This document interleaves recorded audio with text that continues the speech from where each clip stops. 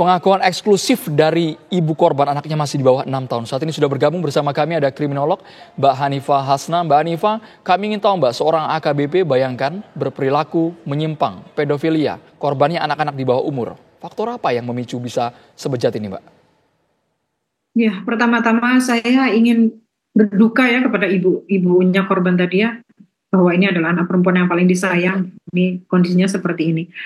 Mas, saya sampai nggak bisa berkata-kata ya saking marahnya. Saya nggak tahu orang di luar sana itu pasti semarah saya atau mungkin melebihi saya.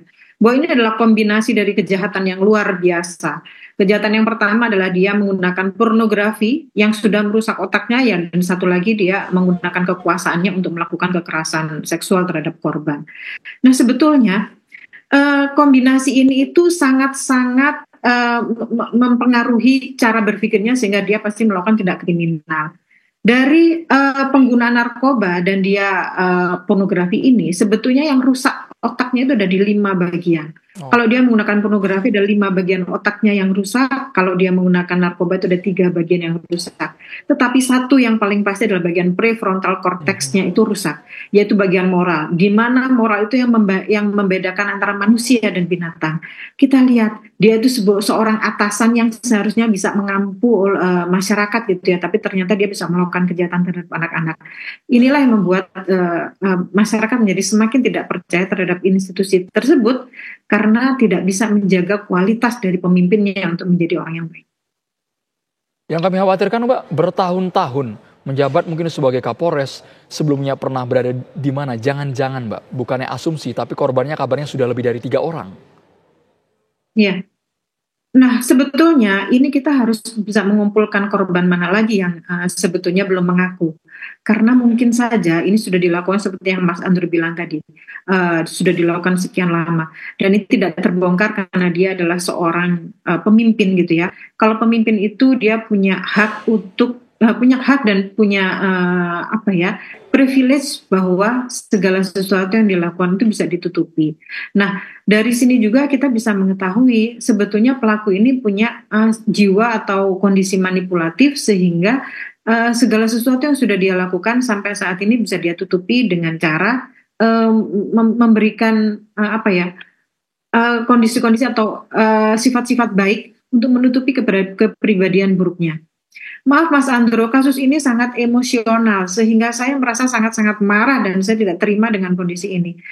Seperti yang Ibu korban sampaikan bahwa hukuman ini harus diberikan seberat-beratnya karena ini sudah sangat-sangat merusak masa depan anak-anak. Kita nggak tahu apakah 3 atau 4 orang anak ini adalah anak-anak terakhir atau masih banyak lagi. Perlu sekali untuk membuka layanan pengaduan sehingga korban-korban yang lain bisa mengadukan. Jadi kalau menerjemahkan hukuman setimpal Mbak, karena hari ini merupakan sidang etik dari yang bersangkutan, apa yang harus diterima? Ini kan pasalnya berlapis.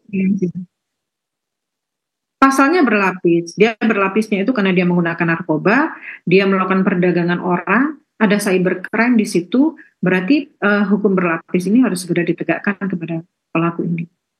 Kalau untuk dugaan Mbak Hanifah, apakah ini baru 1-2 kali ketika berada di Ngada NTT saja, atau memang sudah karakter yang menahun Mbak?